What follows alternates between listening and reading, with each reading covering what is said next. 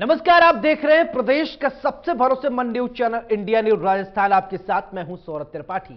हमारी खास पेशकश बड़ी बहस में आप सभी का बहुत बहुत स्वागत है, अभिनंदन है। राजस्थान में विधानसभा चुनाव को लेकर आने वाले कुछ दिनों में आचार संहिता लगने वाली है और ठीक उससे पहले सीएम अशोक गहलोत का फोकस मिशन 2030 पर है, जहां पर सीएम अशोक गहलोत 2030 तक राजस्थान को देश का अग्रणी राज्य बनाने का मिशन लेकर आगे बढ़ रहे हैं। इसी कड़ी में मुख्यमंत्री ने जयपुर में कॉमर्स कॉलेज में आयोजित राज्य स्तरीय कार्यक्रम में अपने महत्वाकांक्षी मिशन 2030 का विजन डॉक्यूमेंट जारी किया है। इस दौरान सीएम ने अपने संबोधन में कहा कि हम मिशन 2030 का उद्देश्य लेकर चल रहे हैं, जहां पर 3 करोड़ से ज्यादा लोगों ने हमें सुझाव दिए हैं।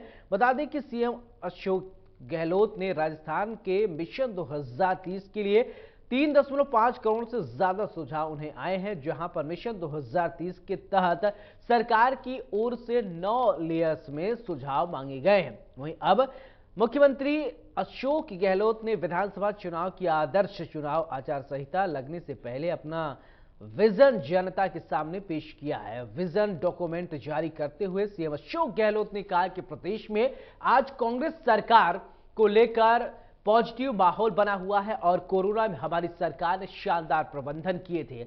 हमारे मॉडल की देश में ही नहीं दुनिया में तारीफ हुई थी। मुख्यमंत्री ने कहा कि हर सेक्टर में हमने बेहतरीन काम किया। शिक्षा और स्वास्थ्य के सेक्टर में रिकॉर्ड तोड़ काम किए गए हैं। कई कॉलेज और शिक्षण संस्थान हमने खोले और हमने कोई कोर कसोर नहीं छोड़ी है। उन्होंने कहा कि हमारी सरकार ने महंगाई राहत कैंप लगाए, मोबाइल बांटे, 500 रुपए में सिलेंडर दे रहे हैं और आगे राजस्थान को अब हम एक नंबर 1 प्रदेश बनाएंगे। वहीं मुख्यमंत्री अशोक गहलोत ने कहा कि 2030 तक राजस्थान की जीडीपी 30 लाख करोड़ होगी और इस बीच उन्होंने बीजेपी अध्यक्ष जेपी नड्डा के बयान पर जवाब देते हुए कहा कि नड्डा जी आप चिंता न करें, 2023 चल रहा है, 28 भी आएगा और 30 भी आएगा।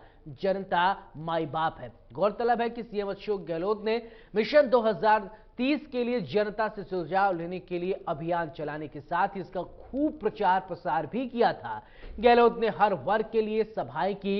इन सभाओं के जरिए मिशन 2030 पर बात करने के अलावा विपक्षी बीजेपी पर भी खूब सियासी वार किए। इधर बीजेपी का कहना है कि सरकारी खजाने से सीएम अशोक गहलोत की ब्रांडिंग को चमकाने का काम किया जा रहा है और आचार संहिता लगने से विजन के काम पूरे नहीं होंगे। और इन सबके बीच सवाल उठता है कि मिशन 2030 से कितनी बदलेगी प्रदेश की सूरत। मिशन 2030 अभियान के सियासी क्या है माइलेज मिलेंगे, क्या है मायने, क्या मिशन 2030 से कांग्रेस की सरकार रिपीट होगी, क्या सुझाव देने वाले 3 करोड़ लोग सीएम की ताकत बनेंगे और अभियान को लेकर बीजेपी के विरोध में कितना दम है। हमारी आज की बड़ी बहस इसी मुद्दे पर केंद्रित है और चर्चा में हमारे साथ जयपुर स्टूडियो से कुछ खास मेहमान भी जुड़ेंगे।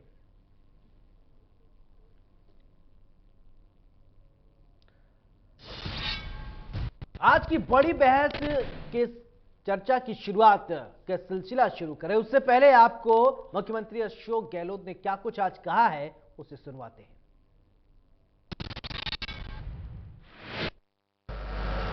इस सत्ता में रहने लायक लोग हैं जो सरकार को गिरा रहे हैं। चुनी सरकारों को घमांड कर दिया।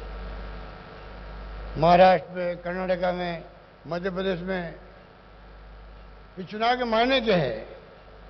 आप किस दिशा में देश को ले जाना चाहते हो, ये सोचने की बात है। आने वाले वक्त में आप चाहते क्या हो, चुनाव हो या नहीं हो? यहाँ पर 5 साल का सफर तय करते करते हम लोग पहुंचे हैं मिशन 2030 तक पहुंचे हैं। और मैं चाहता हूं अब जो पिछली गवर्नमेंट में, हमारी गवर्नमेंट में जो टेक ऑफ हुआ है, उठा हुआ है, लगातार रास्ता पीछे मुड़ कर नहीं देखे। देश में क्या हो रहा है, दुनिया में क्या हो रहा है, जानकारी रखिएगा। Knowledge is power. Mobile phone Rajiv Gandhi का सपना था, कंप्यूटर आ गए, मोबाइल फोन आ गए, आईटी इंटरनेट आ गया, दुनिया मुट्ठी में हो गई। पूरी जानकारी अब गूगल से ले रहे हो। क्रांति हो गई, क्रांति, कोई पीछे नहीं रहे इससे। इसलिए हमने 500 बच्चों में भेज रहा हूं विदेश पढ़ने के लिए सरकारी खर्च पर। हिंदुस्तान में कहीं है ये? मैं भेज रहा हूं। 30,000 बच्चों को भेज रहे हैं हम लोग अनुपति योजना में, कोचिंग करवा रहे हैं। फीस 50,000 1 लाख होती है, गरीब आदमी दे सकता है क्या? और मैं जो भेज रहा हूं बाहर, सोच लीजिए आप। मैंने कहा डॉक्टर अम्बेडकर, भीमराव अम्बेडकर जो छात्र थे, गरीब छात्र थे, गरीब परिवार था उनका। बड़ौदा के महाराजा गायकवाड़ ने भेजा था उनको पढ़ने के लिए विदेश के अंदर, उस जमाने के अंदर, आजादी के पहले। आज डॉक्टर अम्बेडकर संविधान निर्माता बन गए, घर घर में नाम उनका है। हमारे बच्चे 500 बच्चे प्रति वर्ष जाएंगे, कोई साइंटिस्ट बनेगा, कोई टेक्नोक्रेट बनेगा, कोई डॉक्टर बने, इंजीनियर बने, आईटी एक्सपर्ट बने। राजस्थान का मानव संसाधन होगा वो। राजस्थान के बच्चा का मतलब, राजस्थान के नौजवान का मतलब ह्यूमन रिसोर्स राजस्थान का होगा, वो देश के। तो 2030 का विजन डॉक्यूमेंट तैयार कर लिया गया है, मुख्यमंत्री ने इसके विषय में बताया। अब कल आपने सुना होगा जेपी नड्डा ने कहा कि आप 2023 की तो चिंता नहीं कर रहे हैं, 2030 की आपको चिंता है। और बहरहाल आज इस प्रकरण पर, इस बयानबाजी पर मुख्यमंत्री ने जवाब भी दिया है। हमारे साथ पौरुष भारद्वाज कांग्रेस के नेता हैं, बहुत बहुत स्वागत है। थोड़ी देर में राजेश चौधरी नेता बीजेपी हमारे साथ जुड़ जाएंगे। पौरुष जी, चर्चा की शुरुआत मैं आपसे ही करना चाहता हूं कि 2023 का ये जो विजन डॉक्यूमेंट है जो आज पेश किया गया है, दिखाया गया है, क्या है, थोड़ा समझाएंगे क्या?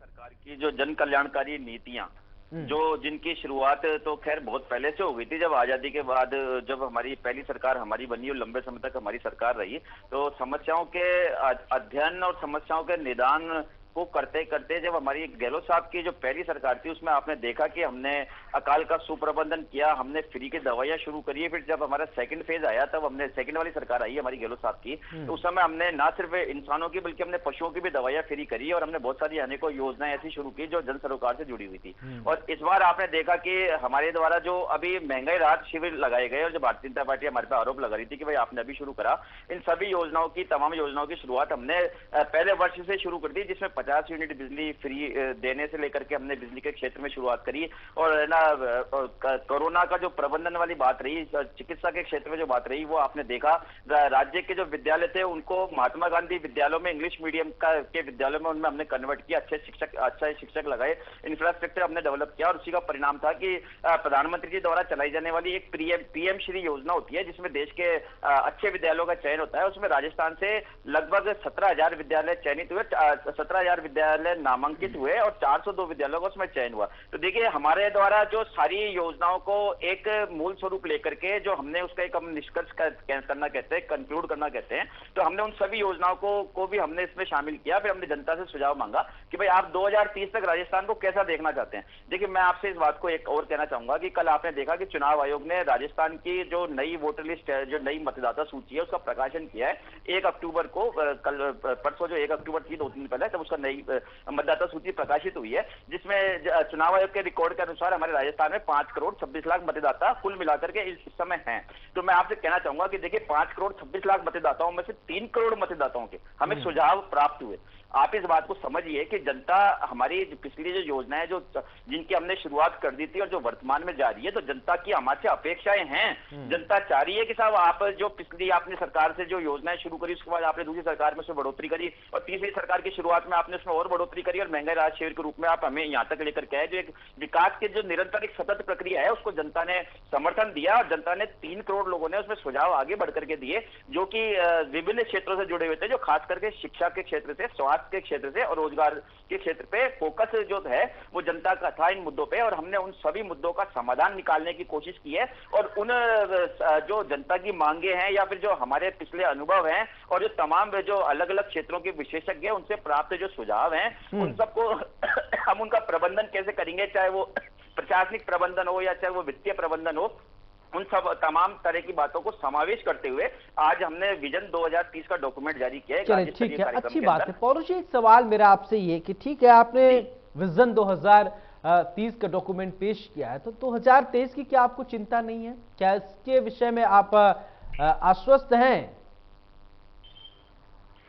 देखिए सौरभ जी, मैं आपसे इस बात को कहना चाहूंगा कि जनता ने जिस प्रकार से हमें पिछले 5 वर्ष में जनता ने हमें समर्थन दिया, तमाम नगर निकाय के चुनाव हुए, तमाम तरह के पंचायतों के चुनाव हुए और उसके अलावा राजस्थान में 8 उपचुनाव हुए। तो जिस प्रकार से जनता ने हमें समर्थन दिया, और ना सिर्फ हमें समर्थन दिया बल्कि भारतीय जनता पार्टी की दुर्गति ये करी कि एक जगह भारतीय जनता पार्टी की जमानत जब्त हुई, एक जगह भारतीय जनता पार्टी तीसरे नंबर पे रही और एक जगह जो भारतीय जनता पार्टी की विधायक सीमा रानी कुशवाहा जीती। परंतु हमारे जो द्वारा जो बढ़िया योजनाएं चलाई जा रही थी, उस वजह से भारतीय जनता पार्टी की उन विधायक पे इतना दबाव था कि वे चाकर के भी हमारी योजनाओं क्या विरोध, एक राजनीतिक विरोध भी नहीं कर पाए। उन्होंने हमारी सरकार को समर्थन दिया। इसी प्रकार आपने देखा कि पिछले कुछ महीनों में, पिछले कुछ दिनों में कैलाश मेघवाल जी ने जिस प्रकार से हमारी सरकार की तारीफ करी, सूर्यकांत व्यास जी ने हमारी तारीफ करी, तो निश्चित तौर पर देखिए हम लोग आशान्वित है कि हमारे अब तक के किए कार्यों से जनता संतुष्ट है। और देखिए मैंने जैसा कि अभी आपको अपने पूर्ववर्ती स्टेटमेंट में कहा कि तो राज्य के कुल मतदाताओं की संख्या 5,26,00,000 है।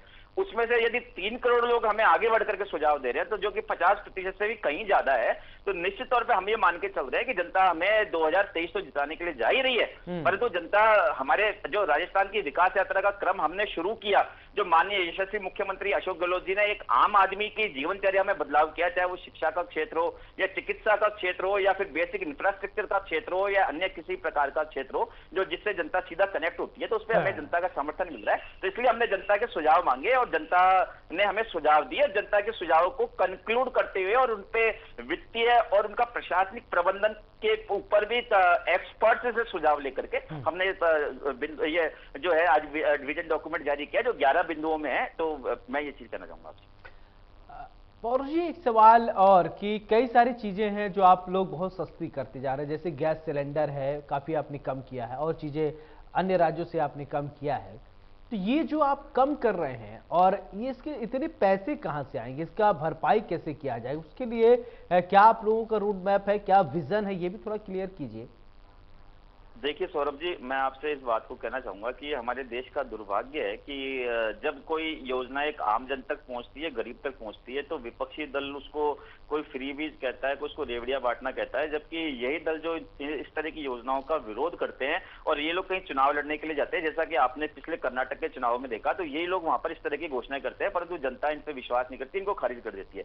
रही बात आपने कहा कि वित्तीय प्रबंधन की, तो देखिए मैं आपसे इस बात को कहना चाहूंगा कि आपके चैनल के माध्यम से जो देश की आम जनता जो हमारे आपके चैनल को देख रही है, सब हमारे कार्यक्रम को देख रही है, देखिए एक मोटा मोटा आंकड़ा जो पिछला वित्तीय वर्ष जो 2021 से लेकर 22 तक था, देखिए लगभग 13 लाख करोड़ रुपए सरकार को जो है वो इनकम टैक्स पेयर्स से प्राप्त हुए। और देखिए 18 लाख करोड़ रुपया जो सरकार को प्राप्त हुआ वो जीएसटी पेयर्स से प्राप्त हुआ। और जो जीएसटी जो होती है उसमें आप देखिए कि एक आम आदमी अगर शेव बनाने के लिए 2 रुपए के ब्लेड भी खरीदने के लिए जाता है, तो देखिए वो उस पर भी जीएसटी देता है। यदि उसके घर में कोई बच्चा पैदा होता है और उस समय कोई आयोजन होता है, तो उस आयोजन की हर एक प्रत्येक चीज जो भी बाजार से आती है उसको जीएसटी देना पड़ता है। यहां तक कि मोदी सरकार तो इस स्तर तक उतर आई कि अंतिम संस्कार में लगने वाली लकड़ियां और कफन का कपड़ा, उस तक पे भी ये लोग आम जनता से जीएसटी वसूल कर रहे हैं। तो मैं आपसे कहना चाहूंगा कि देखिए जनता का पैसा यदि जनता के काम आता है तो इसमें कोई बुराई नहीं है। हालांकि वित्तीय प्रबंधन एक बड़ी चीज है, तो वित्तीय प्रबंधन जो हमारे 2030 का जो विजन डॉक्यूमेंट है, इसमें हमने एक बिंदु आर्थिक प्रबंधन का भी रखा है कि जो हमने तमाम तरह की हम योजनाएं जो जनता के सहयोग से, जनता के सुझाव से जो हम शुरू करने जा रहे हैं, तो उनको हम किस तरीके से उनके आर्थिक हितों की पूर्ति करेंगे उसका भी उल्लेख इस विजन डॉक्यूमेंट के अंदर है। और इसमें देखिए हमारा जो है, हम लोगों ने 2030 तक देखिए 30 लाख करोड़ रुपए की राजस्थान की जो जीएसडीपी होती है, स्टेट जीडीपी होती है, उसको हमने करने का लक्ष्य रखा है। और हमने लक्ष्य रखा है कि हमारे जो जीएसडीपी है वो 12% की दर से ग्रोथ करे। ठीक है पौरुष जी, एक सवाल ये कि इस अभियान के शुरू करने के बाद बीजेपी के कुछ लोग जो हैं इसका विरोध कर रहे हैं, मुखर हो रहे हैं, कितना असर पड़ेगा अभियान को लेकर, बीजेपी के विरोध में कितना दम है, इस पर क्या कहेंगे आप? देखिए सौरभ जी, मैं आपसे इस बात को कहना चाहूंगा कि भारतीय जनता पार्टी हो या कांग्रेस पार्टी हो, यदि जनता के हित में कोई सरकार पहल करती है तो निश्चित तौर पे तमाम राजनीतिक दल जो होते हैं उनको उसका स्वागत किया जाना चाहिए। देखिए राजनीति चाहे भारतीय जनता पार्टी के लोग हो या हम लोग राजनीति में जो आते हैं हम जनता की सेवा करने के लिए आते हैं, परंतु हम किस पार्टी से और हम सत्ता में विपक्ष में, ये सेकेंडरी चीज है। प्राइमरी चीज है कि जनता की सेवा होनी चाहिए। और देखिए जरूरी नहीं है कि आप विपक्ष में रहकर के सरकार के हर कदम की आलोचना करके ही आप पॉलिटिकल माइलेज लेंगे। सरकार के अच्छे कदमों का समर्थन करके, सराहना करके भी पॉलिटिकल माइलेज लिया जाता है। तो मैं भारतीय जनता पार्टी के नेताओं के बयान पर यह चीज कहना चाहूंगा कि बल्कि ज्यादा अच्छा होता होता कि अपने प्रधानमंत्री जी से भी ये लोग शिक्षा लेते हैं। जैसा कि प्रधानमंत्री जी ने हमारे माननीय मुख्यमंत्री जी की योजनाओं को सराहा। आप देखिए वे आगे क्या कहते हैं, वे कहते हैं कि साहब राजस्थान सरकार की, अशोक गहलोत जी की इतनी अच्छी योजनाएं हैं, अगर हमारी सरकार बनी तो हम इनको जारी रखेंगे। तो मैं पूछना चाहूंगा कि भाई आप राजस्थान सरकार की जब योजनाएं अच्छी है तो राजस्थान सरकार आपको शासन क्यों संभलाएगी? राजस्थान लेकिन आज आपने प्रधानमंत्री का बयान सुना था राजस्थान में जब वो आए, आपको सुना था आपने, उन्होंने कहा कि पेपर लीक हो रहा है और कई सारे तरीके की लूट घसोट का उन्होंने आरोप लगाया। तो आज तो अलग तरीके से बयान दे रहे थे। वो कब दिए थे, तारीफ किए थे, लेकिन आज तो सुर जो है वो बदले बदले नजर आ रहे थे प्रधानमंत्री के एकदम से। देखिए सौरभ जी, मैं इस बात को कहना चाहूंगा कि भ्रष्टाचार कहें या अनियमितता कहें, मैं आपको एक उदाहरण के तौर पे कहना चाहूंगा कि मेरे घर में भी गंदगी है और आपके घर में भी गंदगी है। यदि आप हम लोग इस शर्म के मारे कि भाई हमारी गंदगी को हम बाहर निकालेंगे और पड़ोसी ये सोचेंगे कि भाई इनके घर में कितनी गंदगी है, तो हम यदि उस गंदगी को संरक्षण दे रहे हैं और एक व्यक्ति ऐसा है कि जो उस गंदगी को बाहर निकाल रहा है, तो मैं आपसे पूछना चाहूंगा कि तारीफ किसकी की जानी चाहिए? राजस्थान एक ऐसा पहला प्रदेश है कि जिसकी सरकार में एसीडी को पूरी छूट मिली हुई है कि एसीडी जहां चाहे, जैसे चाहे, जब चाहे छापे मार सकती है। ये हमारी सरकार की जीरो टॉलरेंस की नीति है कि हमने हमारी जो आरपीएससी है उस तक पे हमने छापा मारने के लिए जो है एंटी करप्शन ब्यूरो को हमने छूट दी हुई है। देखिए दूसरी बात, जो जैसा कि पेपर लीक की बात कर रहे हैं, पेपर लीक में मैं आपसे कहना चाहूंगा कि गुजरात के अंदर और उत्तर प्रदेश के अंदर, मध्य प्रदेश के अंदर भाजपा शासित राज्यों में पेपर लीक की क्या दर है, क्या अनुपात है, वो राजस्थान से बहुत ज्यादा है। राजस्थान एक ऐसा पहला राज्य है कि जिसने पेपर लीक के मसले पर ना सिर्फ आगे बढ़ के कार्रवाई की बल्कि अपने आरपीएससी मेंबर्स तक पे छापे पड़वाए। और दूसरी बात देखिए, जनता के हित में हमारे ही नेता ने सरकार से मांग करने के लिए यात्रा निकाली, सचिन पायलट जी ने, और हमारी सरकार ने जो है इस मुद्दे के ऊपर विधानसभा में कानून बनाया जिसमें हमने 5 लाख रुपए से लेकर के कई लाख रुपए का जुर्माने का प्रावधान रखा और हमने उम्र कैद का प्रावधान रखा। मैं भारतीय जनता पार्टी के नेताओं से पूछना चाहता हूं कि यदि आपके पेट में इतना दर्द हो रहा है तो आप लोग अपने राज्य में इस तरह का कानून क्यों नहीं बनाते? देखिए मैं आपसे कहना चाहूंगा, मध्य प्रदेश में इस वर्ष की घटना है जो मार्च अप्रैल में जो बच्चों के बोर्ड के पेपर होते हैं, मध्य प्रदेश में 12th बोर्ड तक के पेपर लीक हुए और व्यापम घोटाला किसी से छुपा हुआ है। व्यापम घोटाले की जांच आज तक नहीं हुई। मैं आपसे कह रहा हूं, आप चाहे उसमें दोषियों को क्लीन चिट दीजिए पर आप उसकी जांच रिपोर्ट तो देश की जनता के सामने रखिए, जिसको कि तत्कालीन मीडिया ने खूनी घोटाले के रूप में परिभाषित किया था। कैसे वहां की जो एंटी करप्शन ब्यूरो है वो उसकी जांच करने जाता और कैसे ना वहां पर जिसके पास पहुंचता पता पड़ता कि एक दिन पहले साहब वो आदमी का मर्डर हो गया है, एक दिन पहले उस आदमी ने सुसाइड कर ली। कैसे वहां पे पटवारियों के छापे पड़ते थे, लोकायुक्त पुलिस छापे मारती थी वहां पे, और कैसे करोड़ों रुपए पटवारियों के घरों में से निकलते थे मध्य प्रदेश में। देश की जनता भूली थोड़ी ही ना है। और आपने उन्हीं व्यक्ति को जिस शिवराज सिंह चौहान की सरकार में ये सारे कार्य हुए, आपने उन्हीं को दोबारा मुख्यमंत्री बना दिया आपने। तो देखिए देश की जनता भूली नहीं है। सरकारी कामकाज में यदि कोई अनियमितता होती है, कमी होती है, या भ्रष्टाचार शब्द का भी मैं इस्तेमाल करूंगा यदि होता है, तो सरकार का दोष ये नहीं होता कि ये आपके राज्य में कैसे हो गया। सरकार की का जो दायित्व होता है वो ये होता है कि सरकार उस पर तत्काल कार्रवाई भी करे, दोषियों को जेल भी भेजे और कानून भी बनाए। उस संबंध में हमारे राजस्थान सरकार बहुत आगे है। तो देखिए दूसरी बात, ये लोग भ्रष्टाचार की बात करते हैं। राजेश चौधरी जी हमारे साथ जुड़ गए हैं, बीजेपी के नेता हैं। राजेश जी बहुत बहुत स्वागत है। नमस्कार सौरभ जी। राजेश जी, मेरा आपसे एक सवाल ये कि आज मुख्यमंत्री अशोक गहलोत ने विजन डॉक्यूमेंट 2030 जो है उसको पेश किया है। इस विजन डॉक्यूमेंट्स को आप क्या समझते हैं, आपका क्या राय है? सौरभ जी, मैं अशोक गहलोत जी के विजन के बारे में बता देना चाहता हूँ। अशोक गहलोत जी ने क्या 2030 का विजन, अरे भैया 4.5 साल में आपने क्या किया, पहले वो विजन तो जनता को दिखाओ। आप 7 साल बाद की बात कर रहे हो, उससे पहले अभी दिसंबर में विधानसभा चुनाव है, 2024 के अंदर लोकसभा चुनाव है। आपने 4.5 साल में क्या किया मैं बता देता हूँ अब इन्होंने क्या किया है। 4.5 साल में इन्होंने 19 वैकेंसी निकाली युवाओं के लिए, एक भी वैकेंसी कंक्लूड नहीं हुई, किसी युवाओं को रोजगार नहीं मिला। दूसरा, इन्होंने कहा था युवाओं को हम नौकरी के साथ साथ बेरोजगारी भत्ता 3,500 रुपए महीना देंगे, वो आज तक नहीं दे पाए। फिर इन्होंने कहा था कि हम किसानों का कर्ज माफ करेंगे, वो इनके राहुल गांधी जी आकर गए थे 1 से 10 तक गिनती कि मैं 10 तक गिनती गिनूंगा और कर्ज माफ हो जाएगा। कहाँ गए राहुल गांधी जी, कहाँ गए गिनती उनकी? किसानों का कर्ज तो छोड़ो, 70,000 किसानों की जमीनें तो कुर्क हो गई है। महिलाओं पे आप देखो, पेट्रोल डीजल पूरे देश में सबसे ज्यादा महंगा इधर यहाँ राजस्थान में है। आप 2030 की बात करो, अपने वर्तमान में तो जियो। हाँ। आप मध्य प्रदेश की, गुजरात की बात करो, कांग्रेस प्रवक्ता से कहना चाह रहा हूँ 4.5 साल में आपने क्या किया है। आप राजस्थान में हो, राजस्थान में आपकी हुकूमत है, अरे यहाँ तो करो कुछ। चलिए पौलू जी, जवाब देंगे 4.5 साल में आप क्या किए हैं उसको बता दीजिए, और 7 साल बाद की बात करेंगे बाद में।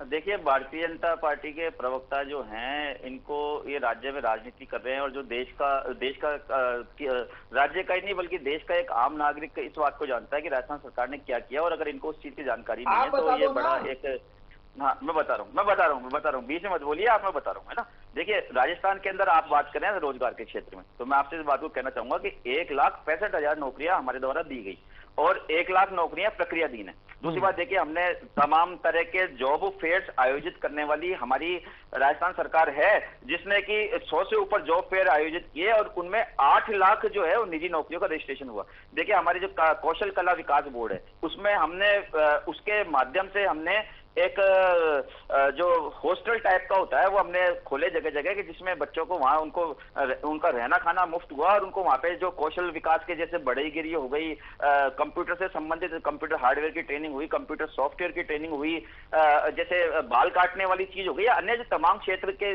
बढ़ईगिरी हो गई, या जो भी जो क्षेत्र होते हैं रोजगार के, चाहे वो छोटे स्तर पे हो बड़े स्तर पे हो, चाहे वो एक जिसको कहा जाए निरक्षर आदमी भी कुछ जॉब को करता है, जो आम आदमी देखने में आते हैं, या फिर तो साक्षर आदमी या पढ़ा लिखा आदमी करता है, उन सबकी ट्रेनिंग की व्यवस्था हमने की। देखिए, दूसरी बात मैं आपसे इस बात को कहना चाहूंगा कि हमारे को कह रहे हैं कि भाई आप जो है रोजगार के क्षेत्र में आप नहीं कर पाए, तो उसका मैंने इनको जवाब दिया। मैं इनको याद दिलाना चाहूंगा, प्रधानमंत्री जी ने 2 करोड़ रोजगार प्रतिवर्ष देने की बात की थी। 2 करोड़ रोजगार कहां है? 9 सालों के अंदर 18 करोड़ रोजगार का देने का दायित्व आपका बनता है, परंतु दुर्भाग्य की बात है कि आपने पकोड़ा तलने को भी रोजगार घोषित कर दिया। देखिए, दूसरी बात, ये लोग कहते हैं कि साहब हमारी सरकार ने क्या किया, तो मैं आपको इस बात को कहना चाहूंगा कि चिरंजीवी योजना में, जो आयुष्मान योजना में जो स्कीम सिर्फ चुनिंदा लोगों को, सिर्फ एक क्राइटेरिया को आप दे रहे थे, और उसमें भी आप सिर्फ 5 लाख रुपए का बीमा दे रहे थे, हमने देखिए आम जन को उपलब्ध करवाई, और आधे राज्य के लोग तो फ्री में उसका लाभ ले रहे हैं, और आधे लोग जो है वो 850 रुपए प्रति वर्ष की दर से हमने चिरंजीवी योजना शुरू करी, जिसके अंदर हमने 5 लाख रुपए का बीमा पहले शुरू किया, बाद में हमने उसको 5 लाख से बढ़ा के 10 लाख किया, और अब हमने उसे 25 लाख रुपए की सुविधा आम जनता को दे दी है। आप देखिए, मैं पूरे विश्व में आपसे कहना चाहूंगा, पूरे विश्व में कहीं तलाश करके आइए। राजेश जी, आपको जवाब मिल गया। आप पूछ रहे थे क्या किया 4 साल में, 4.5 साल में, जवाब पौलू जी ने दिया। क्या आप संतुष्ट हैं इस जवाब से? मैं इनसे 2 ही बातें पूछना चाहता हूं, क्या पिछली 19 वैकेंसियों में पेपर लीक हुए कि नहीं हुए? जवाब दीजिए। देखिए, आपके आने से पहले मैं इस बात का जवाब दे चुका हूं, परंतु आप चूंकि अब आए तो मैं आपको इसको वापस जवाब देना चाहूंगा कि पेपर लीक यदि हमारे राज्य में हुए तो हमसे ज्यादा पेपर लीक उत्तर प्रदेश के अंदर भी हुए, मध्य प्रदेश के अंदर भी हुए, और भाजपा शासित अन्य राज्यों में भी हुए।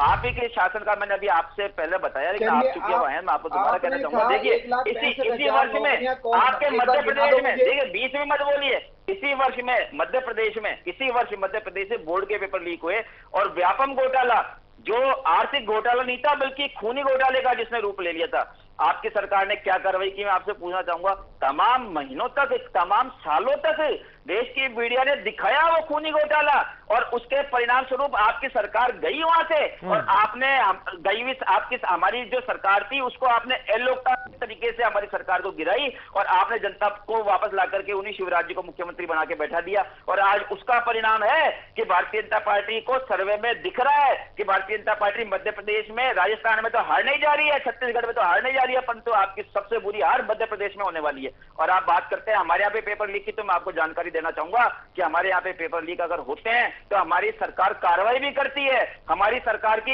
एसीडी, जिसको हमने खुली छूट दी हुई है, वो पेपर लीक के आरोपियों को तलाश करते आरपीएससी तक पहुंचती है। ठीक है, जवाब देंगे। ठीक है, राजेश जी जवाब देंगे। राजेश जी, आप जवाब देंगे। मैं यही कहना चाहता हूं कि इन्होंने जो 1,65,000 नौकरी बताई ना, एक भी वैकेंसी का नाम तो बता दो भाई, इस पुलिस वाली विभाग में हमने दिया है पिछली बार। अगर भारतीय जनता पार्टी के प्रवक्ताओं को और भारतीय जनता पार्टी के नेताओं को सार्वजनिक जीवन से जुड़ी हुई यदि जानकारी नहीं है, तो देखिए इसमें हमारा दोष नहीं है। अब कोई अगर अंदर कहे कि साहब मुझे तो कुछ दिखाई नहीं दे रहा, अब उसको दिखाने वाला बेचारा क्या करेगा, मुझे आप बताइए। शिक्षा के क्षेत्र में, पुलिस के क्षेत्र में, चिकित्सा के क्षेत्र में आप कौन सा क्षेत्र लेना चाहते हैं? और अगर आप मुझसे पूछते तो मैं आपको नाम बता दूं। और सुनिए सुनिए प्रवक्ता महोदय, सुनिए आप, सुनिए अभी कुछ दिन पहले बेरोजगारों के नेता उपेंद्र यादव मेरे साथ डिबेट में मौजूद थे और वो हमारी सरकार पे कई तरह के आरोप लगा रहे थे, परंतु उस चैनल के अंदर जब एंकर महोदय द्वारा उनसे पूछा गया कि साहब आप राजस्थान की तुलना यदि अन्य राज्यों से करते हैं तो आप क्या पाते हैं, तो उनको इस बात को बेरोजगारों के नेता को कहना पड़ा, उपेंद्र यादव जी को। और मैं आपको चैलेंज के साथ कह रहा हूँ, और राष्ट्रीय सुनिए, राष्ट्रीय चैनल पे कह रहा हूँ, मैं राष्ट्रीय चैनल पे कह रहा हूँ, अगर मैं झूठ बोल रहा हूँ तो उपेंद्र यादव जी से कहिए कि पूर्व भारद्वाज ने आपको कोर्ट करते हुए कहा है, पूर्व भारद्वाज कीजिए। उपेंद्र यादव ने कहा इस बात को कि राजस्थान सरकार ने 1,65,000 रोजगार दिए और 1 लाख इनकी नौकरियां प्रक्रियाधीन है, और राजस्थान की स्थिति भाजपा चालित अन्य राज्यों की तुलना में बहुत आगे है।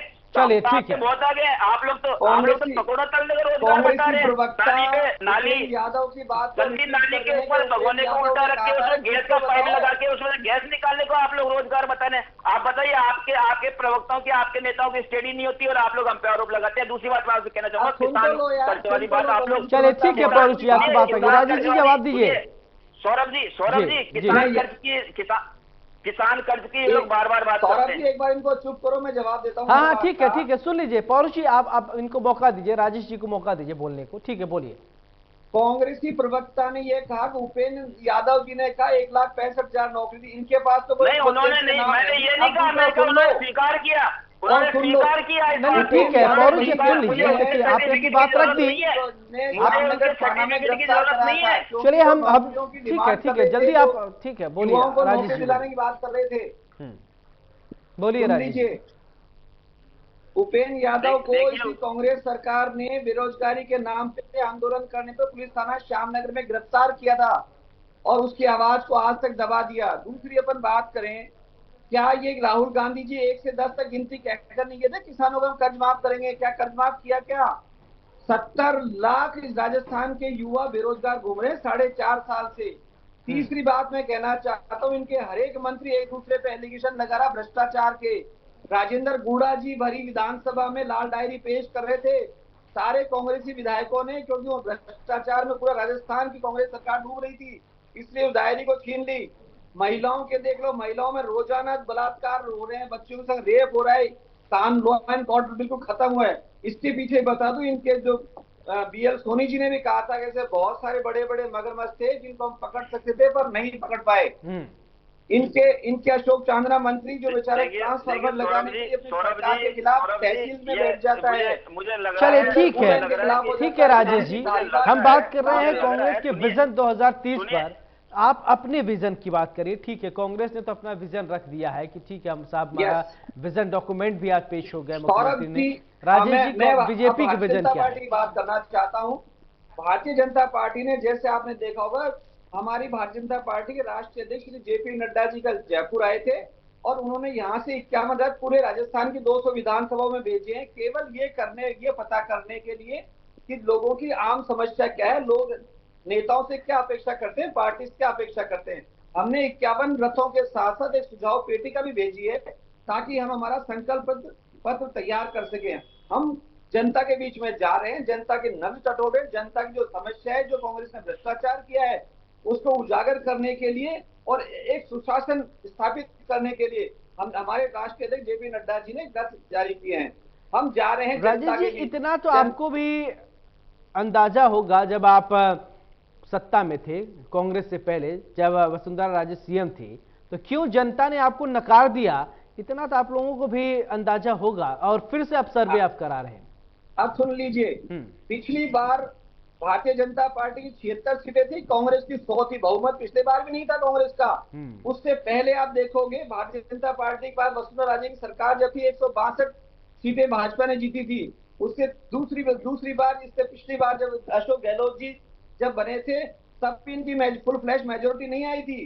अर्थात यानी कांग्रेस ने एक बार भी मेजोरिटी वोट नहीं लेके 6 कभी BSP, इस बार भी 6 BSP से लिए पिछली बार भी आप 6 चिंता मत BSP कीजिए, मेजोरिटी बनी नहीं है। राजस्थान की जनता और पूरी भारतीय करेगी, जनता इस बार आप पार्टी चिंता मत हमेशा कीजिए। मेजोरिटी में सरकार बनाती है। उसके पीछे कारण है कि हम जनता के बीच जनता के हितों की बात करते हैं, जनता के साथ रहते हैं, इसलिए हमारी मेजोरिटी सरकार बनती है। और 2023 जो आज के बाद कभी भी आचार संहिता लग सकती है, उसमें भी मैं 100% आपसे कह रहा हूं कि Bharatiya Janata party cadre based कार्यकर्ता बेस्ड पार्टी है। हम बिल्कुल सरकार 2023 में बनाएंगे, 2024 लोकसभा में बनाएंगे। चलिए पौरुष जी, आप कुछ कह रहे थे, बोलिए। देखिए सौरभ जी, मैं इस बात को कहना चाहूंगा कि जैसा कि इन्होंने बेरोजगारी वाला मुद्दा उठाया और बेरोजगारी वाले मुद्दे पे जब ये मेरे जवाब से गिर गए तो इन्होंने बात को दूसरी तरफ डाइवर्ट कर दिया कि उपेंद्र यादव को आपकी सरकार ने गिरफ्तार करवाया। तो हाँ। आप देखिए इस बात को, आप देखिए इस बात को, जिस उपेंद्र यादव को हमने गिरफ्तार करवाया और वो उपेंद्र यादव। चलिए ठीक है, ये सब बात छोड़िए, मैं विजन पे रहता हूँ। क्या इस विजन से ठीक है, और जी छोड़िए इस बात को, छोड़िए आज की बात कर लेते हैं, छोड़िए इस बातें। उपेंद्र यादव को कहना, चलिए उपेंद्र यादव ने जो कहा वो छोड़िए, अभी आज की बात कर लेते हैं, ठीक है।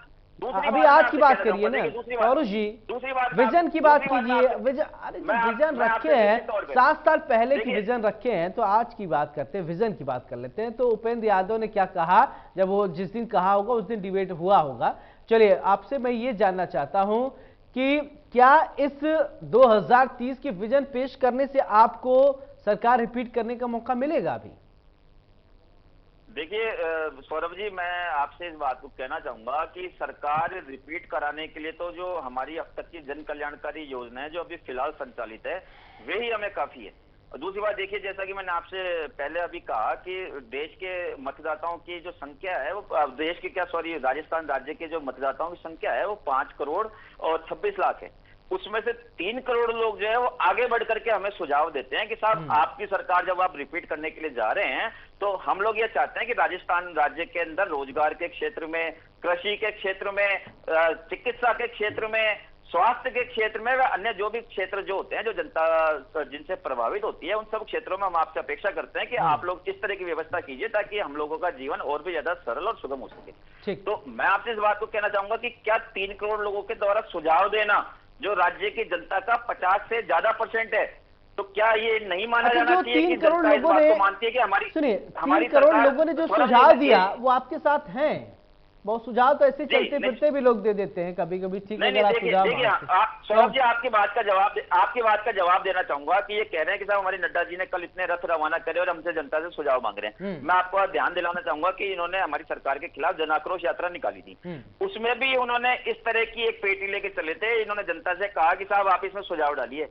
ये इस बात को खुद राजेश चौधरी जी मानेंगे कि कई जगह स्थितियां ये हो गई कि लोगों ने इनकी भीड़ में, इनके कार्यक्रम में भीड़ होना तो दूर रहा कि इनके खुद के कार्यकर्ताओं से इन्होंने फर्जी शिकायतें लिखा के अपनी पेटी में डाली। और ये खबरें मीडिया में है, ये मैं नहीं कह रहा, ये आप देखेंगे, पिछली खबरें उठा करके देखेंगे तो इश्यू हो जाएगी। दूसरी बात मैं आपसे कहना चाह रहा हूँ कि आपकी परिवर्तन संकल्प यात्रा अभी निकल रही है, क्या असर हो रहा है? ये राजस्थान का मीडिया दिखा रहा है, भैया मैं नहीं कह रहा, कुर्सियां आपके खाली पड़ी हुई थी आप लोगों के यहाँ पे। आप लोग जो एक्सपर्ट डांसर जो डांसर होती हैं, जो महिला डांसर होती है, उनका उपयोग आपको राजनीतिक मंचों पे करना पड़ा। शुचिता की बात करने वाली, कल्चर की बात करने वाली भारतीय जनता पार्टी अपने स्टेज पे भीड़ जुटाने के लिए अश्लील नृत्य कराती है।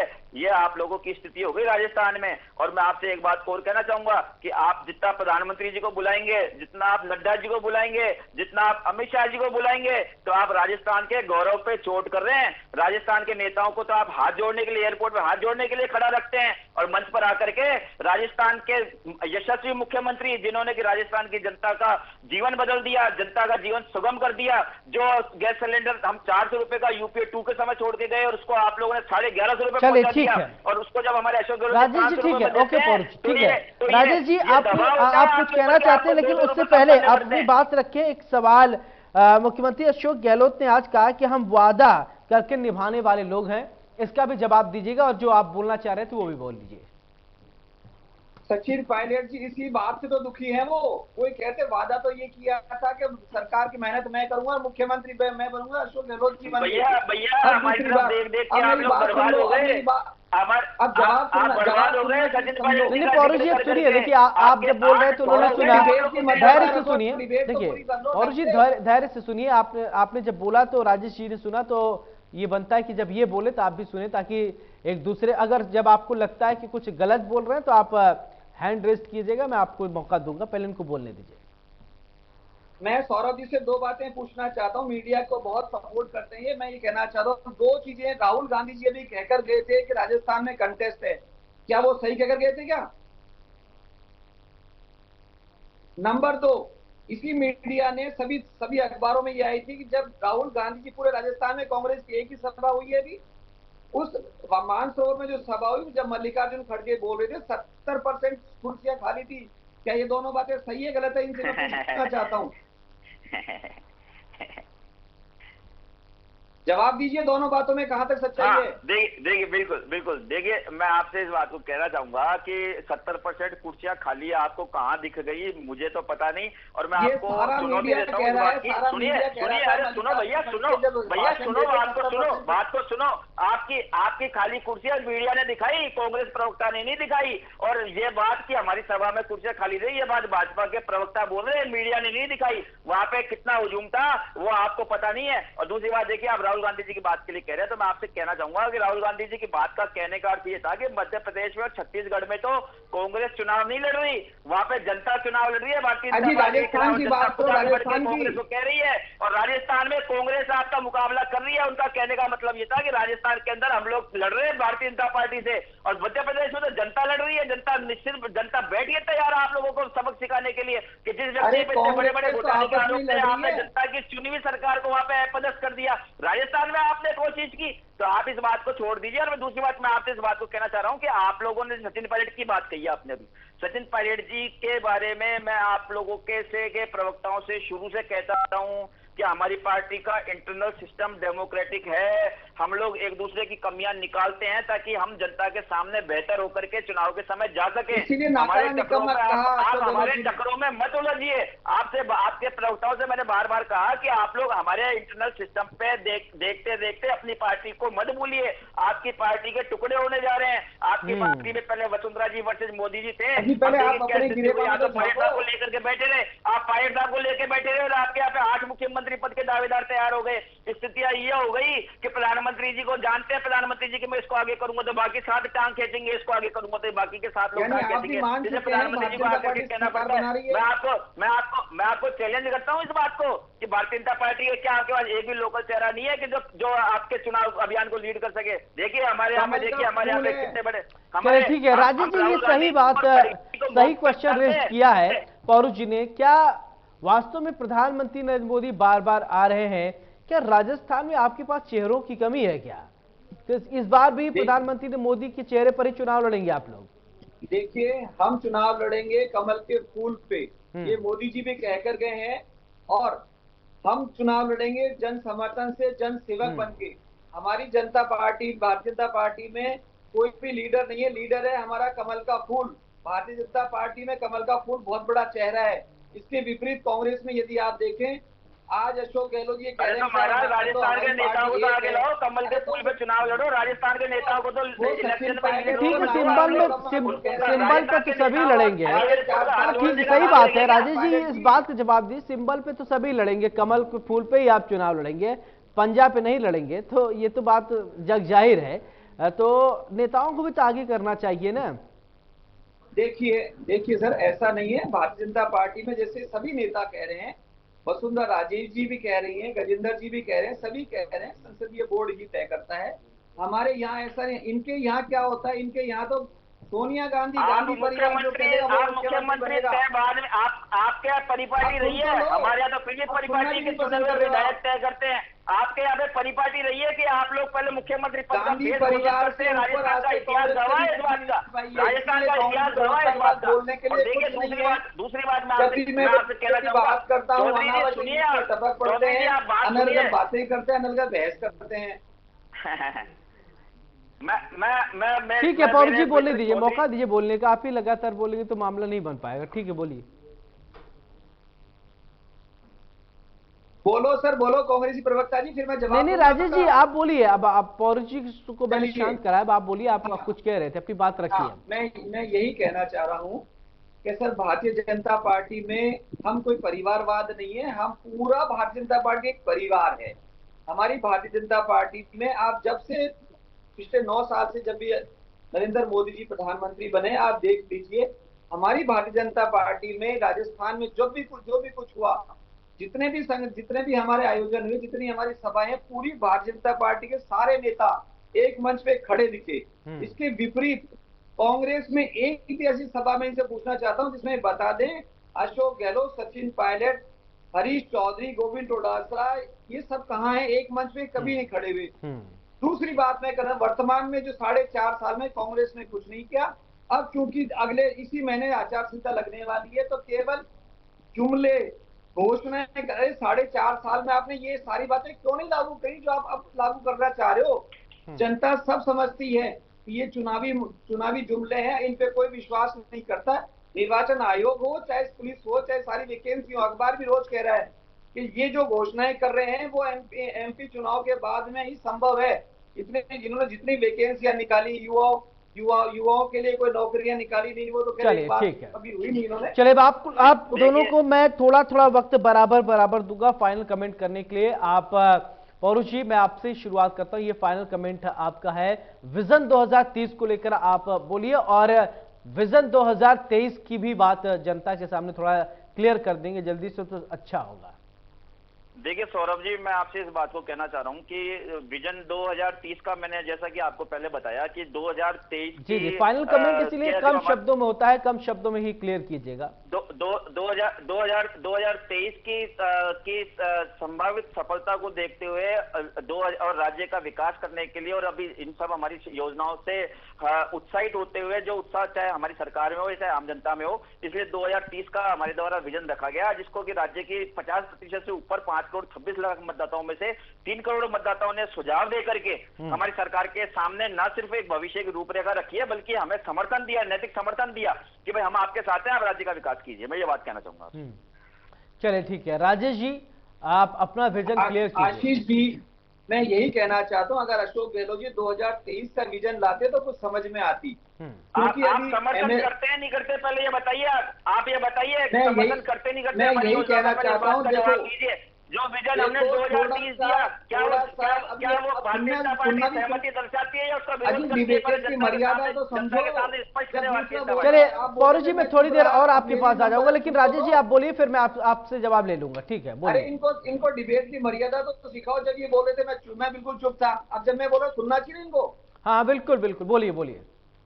मैं ये कहना चाह रहा हूं 2023 में जो जनता जो चाहती है, इनको वो विजन रखना चाहिए था। इन्होंने पता नहीं कहां से लिया है, 3 करोड़ ने सुझाव दिए हैं। अरे भाई, तुम बाजार में जाओगे जब भी तो कोई चीज खरीदोगे। वहां तुम्हारी कांग्रेस सरकार का कौन सा मंत्री कौन सी विधानसभा में गया, एक बार मुझे बता दीजिए।